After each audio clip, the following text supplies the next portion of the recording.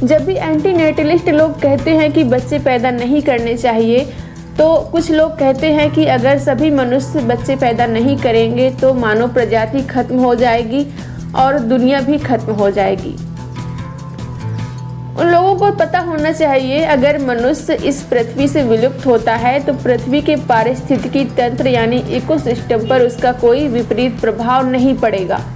यहाँ तक कि मनुष्य का जाना इस पृथ्वी के लिए अच्छा ही होगा और सारी पृथ्वी से प्रदूषण कुछ ही वर्षों में खत्म भी हो जाएगा। लेकिन अगर सिर्फ मधुमक्खियाँ ही इस पृथ्वी से विलुप्त हो जाएं तो कुछ ही वर्षों में पृथ्वी से हरियाली और जीवन समाप्त हो जाएगा। जो धर्म और सामाजिक विचारधाराएं मनुष्य को प्राणियों में सर्वश्रेष्ठ कहते हैं, उन्हें सिरे से ये पता ही नहीं है कि मनुष्य का इस पृथ्वी के इकोसिस्टम में कोई भी योगदान नहीं है। प्रकृति ने मनुष्य को नगण्य बनाया है। मनुष्य रहे या न रहे, पृथ्वी चलती रहेगी। मगर छोटे से छोटे जीव जैसे मधुमक्खी और चींटी इत्यादि के ऊपर भी इस पृथ्वी का पूरा पारिस्थितिकी तंत्र निर्भर है।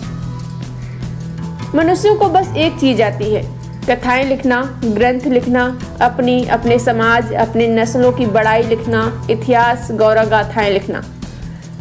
क्योंकि असल में तो मनुष्य किसी काम का है ही नहीं, वो बस जीने आता है इस पृथ्वी पर और इस पृथ्वी के संसाधनों का दोहन करने, यहाँ प्रदूषण फैलाने और इस पृथ्वी को बर्बाद करने।